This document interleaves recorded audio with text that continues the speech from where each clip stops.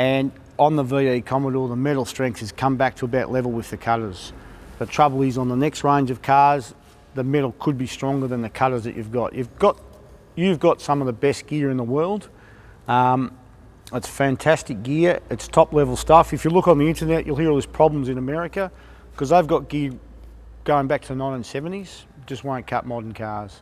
So you've got the good gear. It's about where you place your cuts and then making the most efficient use of the tools. So, any other stuff you want to get out of tonight? Right to go. So, we've done a lot of work with South Barwon, and South Barwon went to the Australasian titles. And the first thing we'll look at is, like, when you do scene safety and approach, do you do your full vehicle circle? You come in and do your inner and outer. Make sure you look at the car, check where patients are within the vehicle, and do your own danger assessment. And there was a lot of discussion at the central region that quite often you may not be the first emergency services on scene, and there's a lot of pressure to take, we've checked it, it's safe. Well, you can't make that assessment. You need to make your own assessment. Is this vehicle safe? Is the roadway safe? And are there any other hazards here that we need to look at?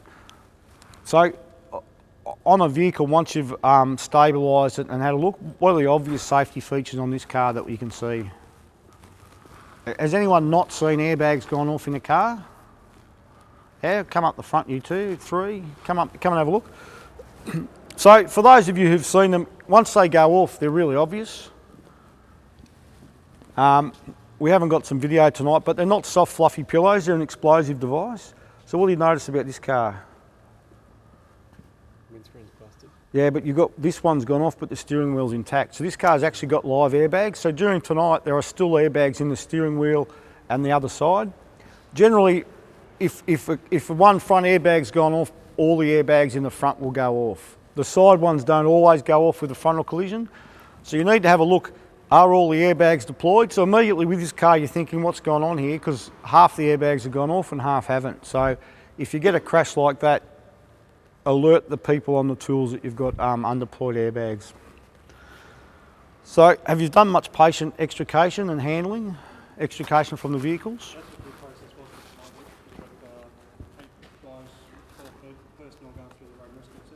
Yep.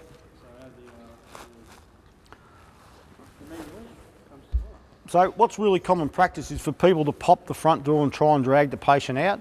And what we discussed at the central region, which is unfair to you because it was over an entire weekend, if you pop the front door, remember on the Castle he goes, I've dug a hole, Dad, and it's filling with water.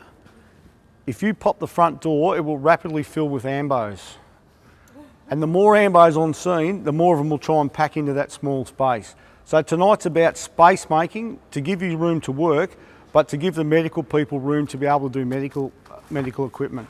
Now, the sicker the patient is, the more ambos that will try and sit on them, and the quicker they'll want to rush in there. So if you can make a lot of space early, you can move the ambos to the back seat and to the back doors, and that frees up the front of the car. Because on modern vehicles, people will either not be trapped at all, or they'll be horribly trapped, and once they're encased in this hardened steel, it's much harder for you to cut them out than it is from a 1970s Corolla.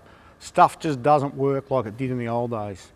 So the cars are so strong that people will be injured in the car, and that's what happened at the taxi job.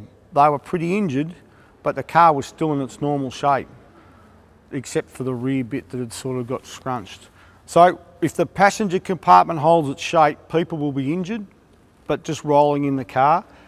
Once you get hit by a truck and you need a lot of force now to crush this down on people's legs, you're not going to get them out unless you take the side off and lift all around the dash. And to do that, you need to move the paramedics from here further back up the vehicle.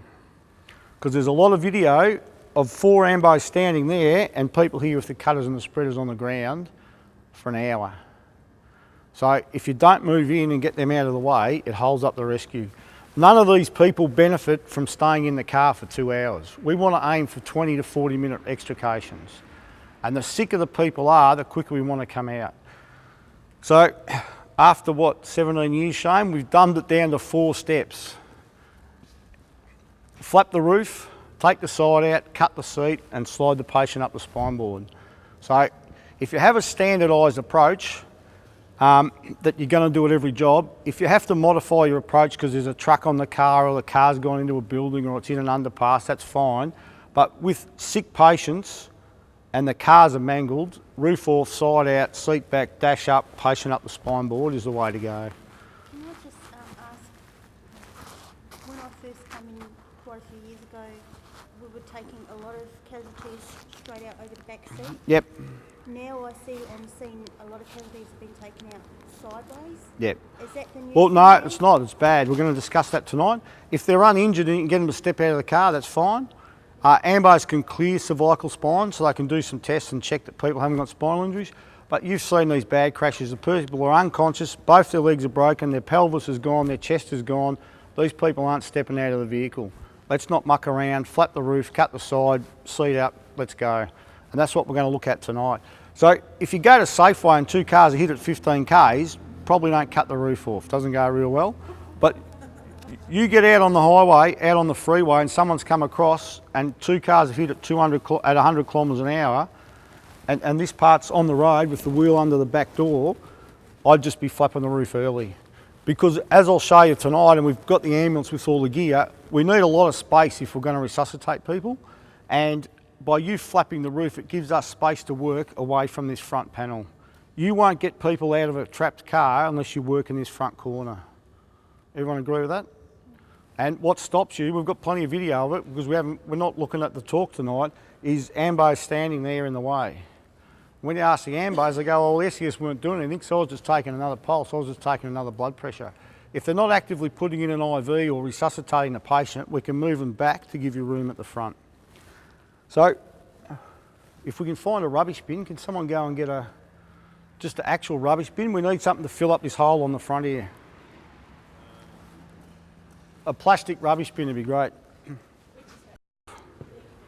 So you can click the door, just watch your toes because it will drop to the ground. So undo it, bring it out. So we should be able to just lift that out of there now. Walk away. You can help it. Thanks for that. You all right? Yep. So what we need is one person in each door hanging on to the, whatever that's called.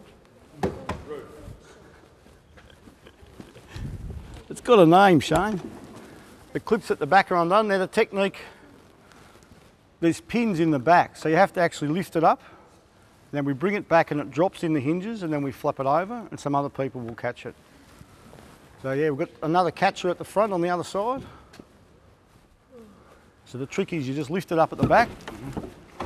Now bring it in, let it drop down in the middle. Yep. And she just flips over. Make sure we've got some catches there. Because if you let it go too hard, it breaks the windscreen.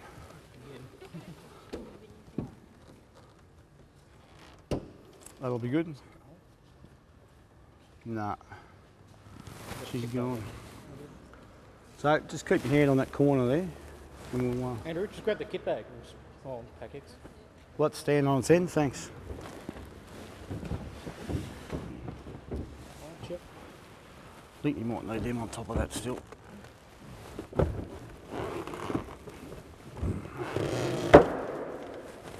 Righto. So we need to step back and move to the rear because we haven't got the sharps protection on yet.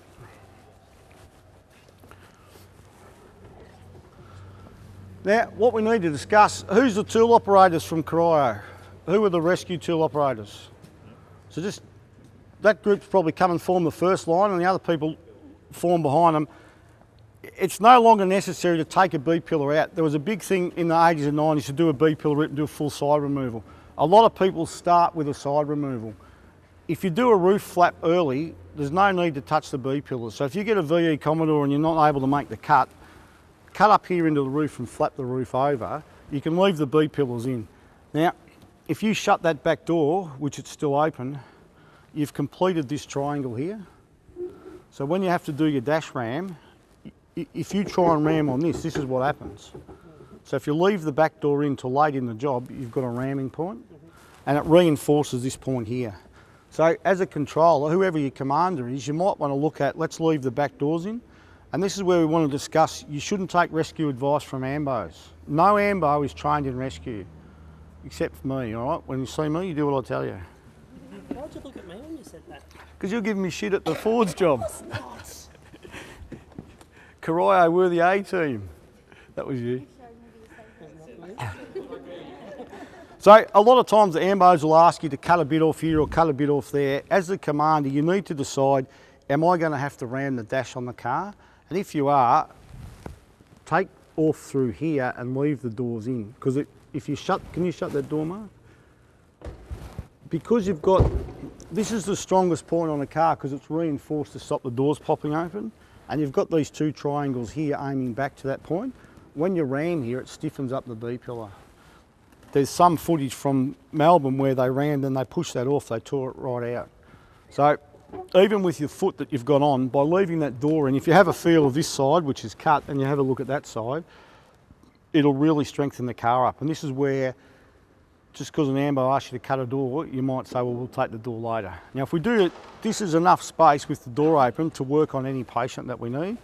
And even if we have to stand here to treat the patient, you can take that door off and get down at the front of the car. So on this vehicle,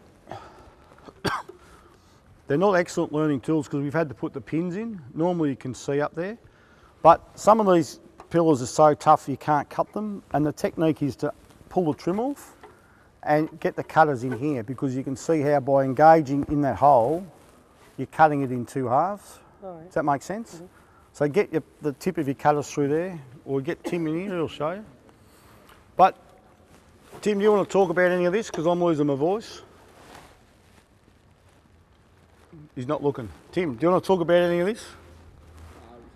You come in, because I'm losing my voice. So, the things that we don't want to cut on these pillars are the reinforcing plates, which Tim will take you through, because he's had a lot of experience on the VE. Andrew's actually got a small section of Yeah. Is that out of a VE, Shane? Or is that Falcon?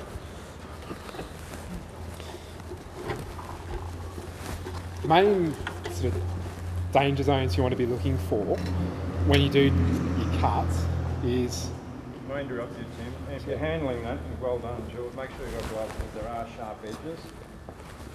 Sorry, Tim, back to you. That's right.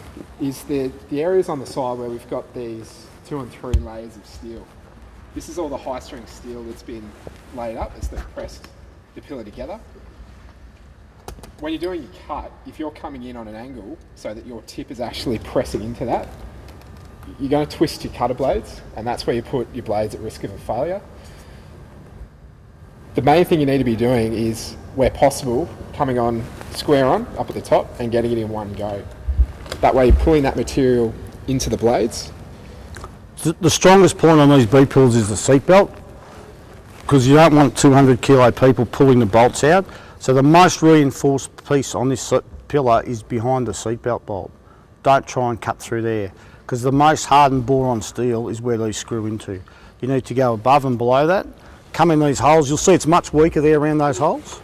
Look at the reinforcing through here, and if that bit comes back around, you can see in the ends of it. We've covered the ends of these with foam.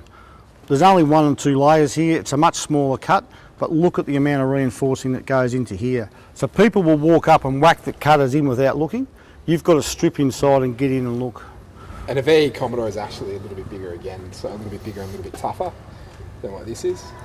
Is that a VE? Cutters cut up against the roof, like really high up. You want it as high as you can, and it'll actually find its a happy spot. Where Just back your head there, thanks for that. So up on the top where you've got this radius, I mean, the cutter will slide down a little bit, and then it'll get purchased So and try and cut pick it through. up really high. One of the key things is, though, exposing and investigating is key. The Holden Cruise has actually got its airbag cylinder right there, so you might want to go a little bit further down. Which one, sorry? The Holden Cruise.